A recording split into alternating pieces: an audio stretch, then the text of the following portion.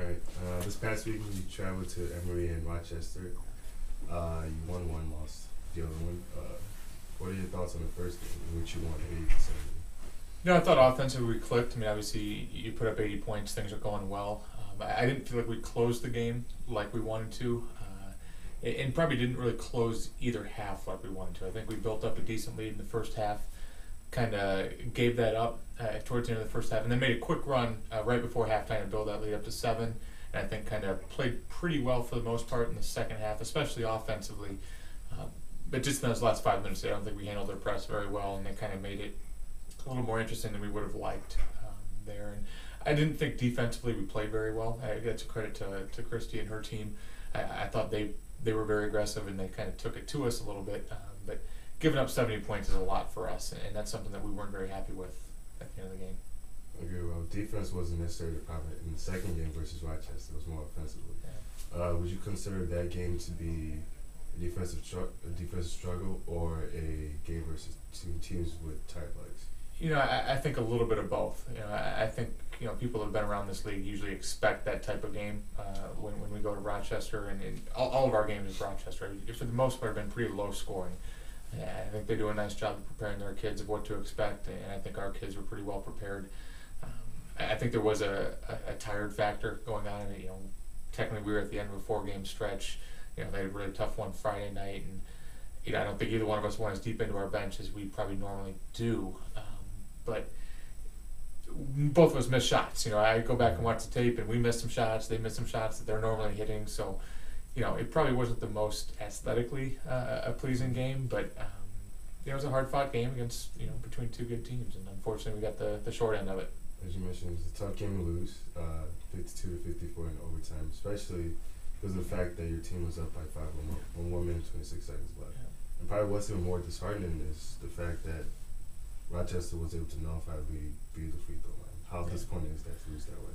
You go back, and I think we were down 2 at the half, hold them to 4 field goals in the second half, and you lose the game. I mean, that's not supposed to happen.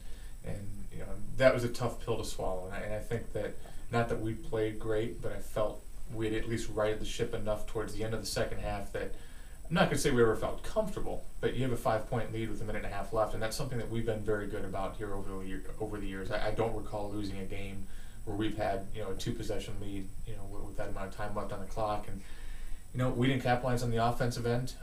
We put them at the free throw line to get it within 3, and then we got ourselves the free throw line and didn't convert, but also had a couple other chances within our offense to extend that lead and make it more than just a 1-possession game. And unfortunately, it was a 3-point game. They came down, probably a tough call, but also we put ourselves in position that they could get themselves to the line. And we had our chances, no doubt we had our chances, and that was a real tough pill to swallow.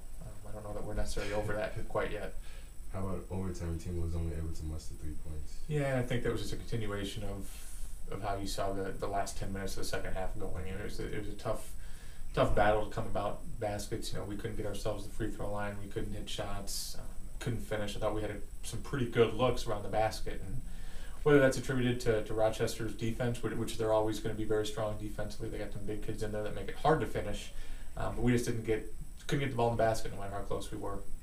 Okay, well, this weekend you have a chance to redeem yourself versus Rochester, and you're also going to play Case on Friday. So Emory Friday. Emory on Friday, by far. All right. So what 3 things do you need to do this weekend to have a clean sweep? Well, I'm only somewhat joking about the first part. We got to get over Sunday. I think that's a tough one to get over. We need to do that, and I think we kind of started to get over it a little bit. But obviously, it's in some ways it's a different preparation week because you do have to look back a little bit because you've got those same 2 teams coming up. I mentioned on Friday I didn't think that we shut them down defensively like I feel like we maybe are capable of doing. And that's something we're gonna have to do on Friday night to get a victory. And I don't necessarily see us scoring 80 points again. I think they're a better defensive team than that, and I think they're gonna try to push the pace a little bit. But I don't see us just completely outscoring them. I think we need to shut them down defensively. I'm talking about Emory Friday night, and I think coming Sunday, if we're able to look to that, we gotta start making our shots. Rochester's a team that's not gonna give you anything. They're not gonna make anything easy. I thought we got out in transition early in the game and got some easy baskets, but they're going to make you work for it, and we got to be willing to do that. And and push through and hit our shots. I mean, I know that sounds dumb, but you know, they're gonna not give you shots, but they're not gonna give you high percentage shots, and we got to be comfortable shooting from the perimeter and away from the basket as well. All right, well, good luck and thanks for joining us. All right, thank you.